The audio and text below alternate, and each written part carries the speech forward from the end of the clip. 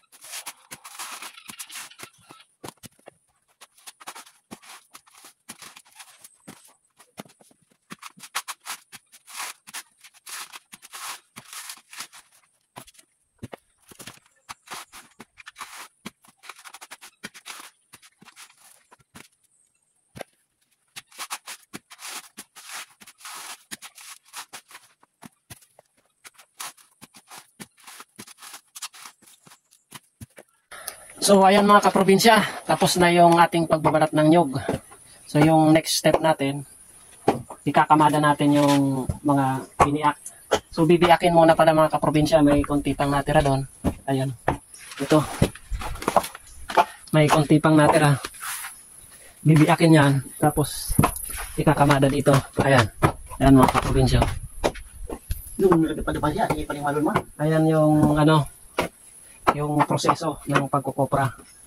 Itataob natin lahat yan para pag niluto natin, may gatong dyan sa ilalim. Dyan dyan sa butas na yan. Yan. So ito yung gagamitin natin pang gatong, yung balat ng nyug. Kaya walang tapon mga kaprobinsya. So, ayan po yung ating mga alagang aso. Ayan si Luningning, si Rambo, at si Alien. Yung iba, nandun pa. Nagantay na maluto yung lumamig yung pagkain. Ayan po yung proseso. Ito yung trabaho dito sa probinsya. Kasi nga yung primary income ng Bicol, yung kopra.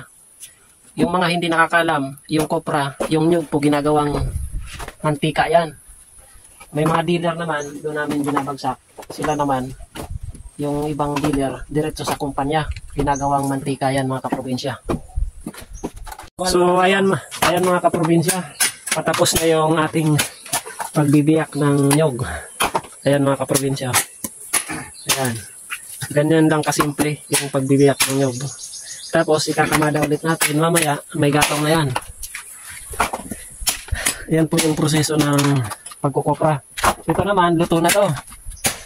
So mamaya, yun, yung parang kudkuran, yun yung ating gagamitin para tatanggalin natin sa bao. Sa bao, yung pinakakupra. Yung laman, yung pinakalaman. So, ayan mga kaprobinsya, mag-umpisa na tayo. Kung tawagin sa amin, katal. Yan. Yan po yung proseso ng pagkukupra dito. Maraming proseso bago maging kupra. Tapos, isasako pa yan. Ayan mga kaprobinsya. Maganda yung presyo ngayon, kaya umpisa na natin yung pagkatal. Ayan.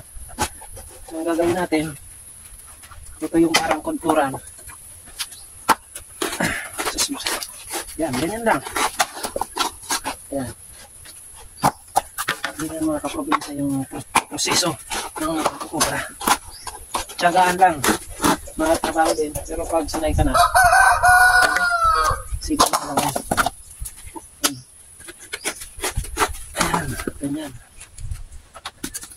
Talagang iisa-isahin mo. Iisa-isahin mo yung bilao. Mag-umpisa sa pagkakawit, ipunin mo, babalatan, tapos bibiyakin, ikakamada, tapos lulutuin mo, tapos tatanggalin mo sa bilao. Titingnan mo kung talagang luto na siya. Ganito yung kulay ng luto na, brown. Ito yung tama, kailangan lutong-luto. Kasi yung pagbabagsakan natin, pag puro hilaw, may porsyento pa yun. Mataas yung porsyento. Dapat, kung tayo manluko, kailangan lahat luto. Ano, natatanggal na sa bilao. Ano, kita mo naman, lutong-luto talaga. Ganyan lang. Yan.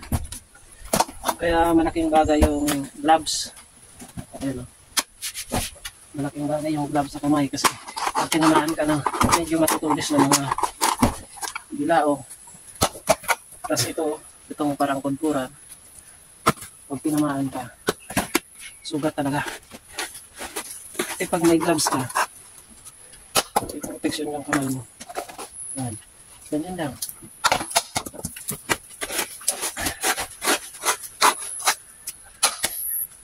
May nakasalang pa mga kaprobinsya.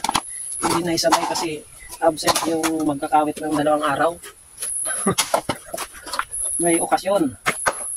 May lakad. Kaya itong nauna, niluto na namin. Yung natira, yun.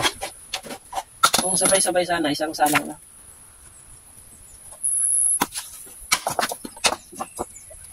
Ayan. Bukas, tapos na to. Babagsak na namin sa dealer. Tapos na yung pagkukupra. Tapos another 2.5 or 3 months yung pagkukupra namin dito. Marami na naman yan. Tapos another 2.5 or 3 months yung pagkukupra namin dito. Marami na.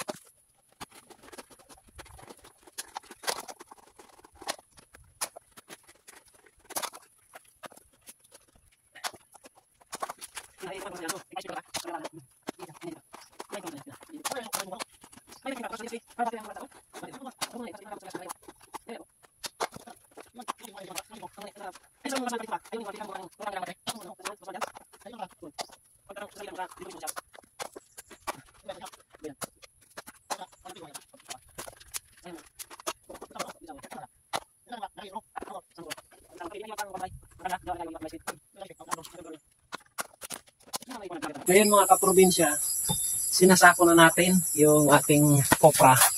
Ayan po. Nakabitin siya.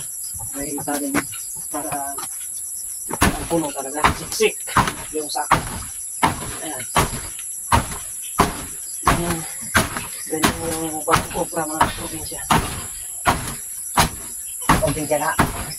Tiyaga lang. bukas, bagsak na natin ito sa dealer.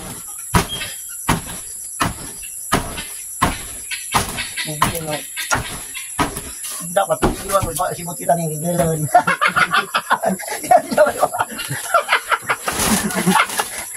Ayaw ako makalangyal. Wala kang nagkada, no?